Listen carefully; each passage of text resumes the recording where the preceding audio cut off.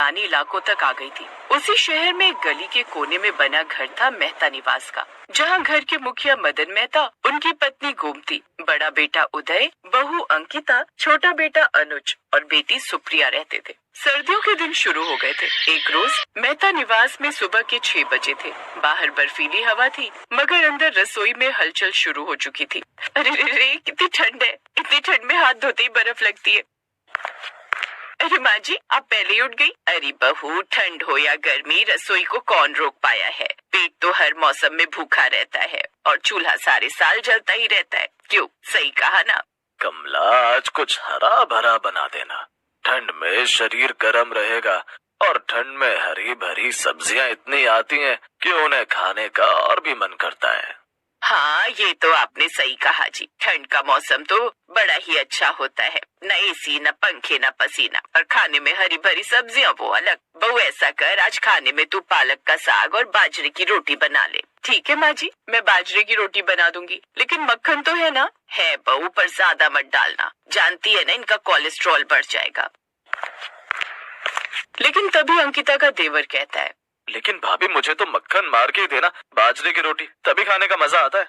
ये देखो कैसा चटोरा बन गया है ये अनुज। जब से भाभी आई है पेटू होता जा रहा है। खैर, इसका भी कसूर क्या है। इसकी भाभी इतना अच्छा खाना बनाती है कि जिसे 2 रोटी खानी हो वो तो 4 खा जाए। और अभी तो मेरे अंदर भी जान बाकी है। मक्खन भी खा लेंगे और ठंड भी भगाएंगे। कुछ देर बाद अंकिता सबके लिए पालक की सब्जी साथ में मक्खन मारकर बाजरे की रोटी भी बनाती है, जिसे सभी बड़े शौक से खाते हैं। फिर घर के सारे काम निपटा कर अंकिता अपनी सास से, माँ जी, घर में सभी सब्जियां तो खत्म हो गई हैं, मैं इनके साथ बाजार जाकर ले आती हूँ। ठीक है बहू। फिर वो अपने पति उदय के साथ बाजार चली जाती है। ठंडी धुंध में सब्जियों के ठेले मानो रंगों की पेंटिंग लग रहे थे। देखो जी, ये मटर कितने ताजे, इनके पास से गुजरते कितनी अच्छी खुशबू आ रही है। हाँ हाँ, ले लो, लेकिन ज्यादा मत लेना। माँ फिर बोलेगी इतनी सब्जी कौन खाएगा। अंकिता मुस्कुराई और धीरे से बोली, अजी, ठंड में हरी सब्जियां ही तो जान है। भैया कैसे दिए मटर? 120 रुपए किलो बहन जी। क्या, इतने महंगे? अब बहन जी, यही तो समय होता है हमारे कमाने का। अच्छा ठीक है, आधा किलो तोल दो। ऐसे एक एक कर वो और भी सब्जी जैसे मेथी, पालक, सरसों, मूली के पत्ते, शिमला मिर्च, अदरक और भी चीजें उसमें भरती है। कुछ देर बाद वो सब्जियां लेकर घर आ गई। घर आते ही उसने हरी सब्जियों से सारी रसोई भर दी। फिर शाम को अंकिता रसोई में गई और मेथी छांटने लगी। जल्दी से मेथी छांट लेती हूँ, फिर मेथी आलू की सब्जी बना लूंगी। उसे बनाने में ज्यादा वक्त भी नहीं लगेगा। साथ में बथुए का रायता भी बना लेती हूँ। अंकिता ने गैस जलाई और मेथी का छौंका लगा दिया, जिससे पूरे घर में खुशबू फैल गई। वाह वाह, इन सर्दियों में जो हरी सब्जियों का स्वाद है ना, वो अलग ही है। ऊपर से मेरी बहू के हाथों की तो बात अलग है। हर सब्जी इतने प्यार से बनाती है कि उसमें स्वाद उतर आता है। सही कहा माँ आपने। आपको पता है, परसों मैं भाभी के हाथ का बना पालक पनीर कॉलेज लेकर गई थी। मेरी फ्रेंड्स को तो इतना पसंद आया कि क्या ही कहूँ। वो तो कहने लगी कि इसके आगे होटल का पनीर भी फेल है। तभी कुछ देर बाद अंकिता झट से खाना बना कर ले आई। उसके बने खाने की खुशबू से ही सब बड़े खुश हुए। ऐसे उसने अगले दिन आलू मटर बनाए, जो सबको बड़े पसंद आए। एक रोज, अरे सुषमा, तू मेरी बहू के हाथ का खाना खाकर तो देख, तेरा ना दिल खुश हो जाएगा। क्या खाना बनाती है वो। आजा किसी दिन मेरे घर, तुझे खुद ही यकीन हो जाएगा। अच्छा अच्छा ठीक है, चल अब मैं फोन रखती हूँ। माँ जी, ये लीजिए अदरक वाली चाय। वैसे किससे मेरी इतनी तारीफ कर रही थी आप? अरे अपनी सहेली सुषमा से। बोल रही थी कि उसकी बहू को तो सही से खाना बनाना भी नहीं आता। तो मैंने कहा मेरी बहू तो बहुत ही अच्छा खाना बना लेती है। क्या माँ जी, कितनी तारीफ करेंगी आप। मैं बस ठीक ठाक बना लेती हूँ, इतना भी अच्छा नहीं बना लेती। ऐसे ही दिन बीतने लगे। एक रोज अंकिता सब्जियां लेने बाजार गई तो सब्जियों के दाम सुनकर हैरान। क्या 100 रुपए किलो से नीचे कोई सब्जी नहीं है? क्या अचानक सब्जियों के रेट इतने क्यों बढ़ गए? अब ठंड में सब्जियां इतनी दूर से पहाड़ी इलाकों से आती हैं, तो दाम तो मंडी पहुंचते पहुंचते अपने आप बढ़ जाते हैं। अच्छा तो एक काम करो, एक एक पाव सब तोल दो। एक एक पाव? भाभी जी मजाक कर रही हैं क्या आप तो हमेशा आधा किलो या 1 किलो सब्जियां लेकर जाती थी।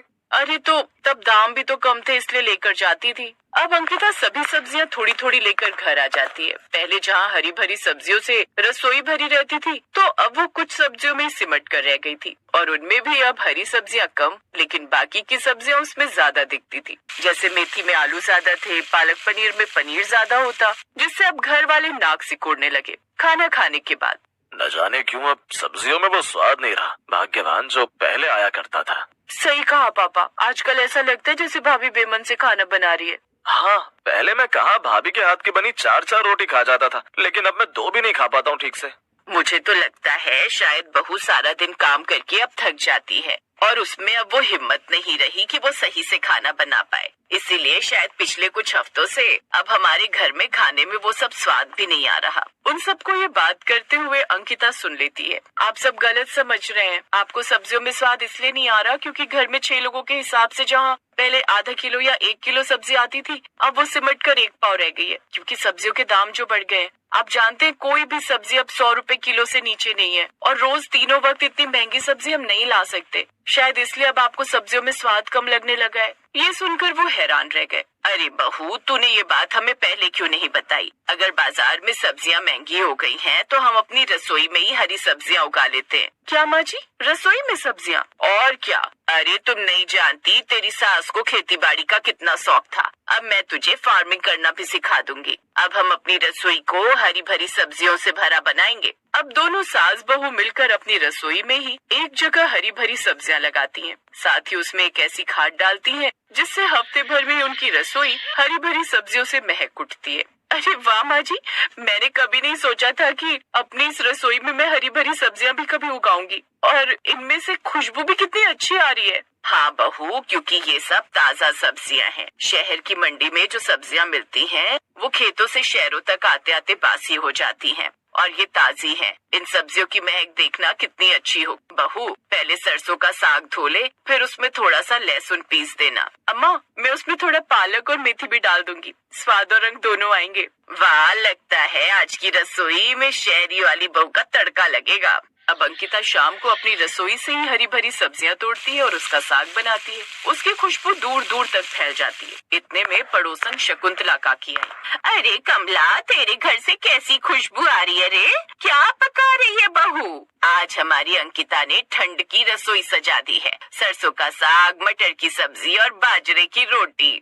अरे वाह, अब तो मैं भी खाना यहीं खाऊंगी। उस रोज वो सब साथ में बैठकर खाना खाते हैं और वो जो सब्जी का स्वाद था वो बेहद ही स्वादिष्ट था, जिसे खाकर आज सबके चेहरे पर फिर से रौनक लौट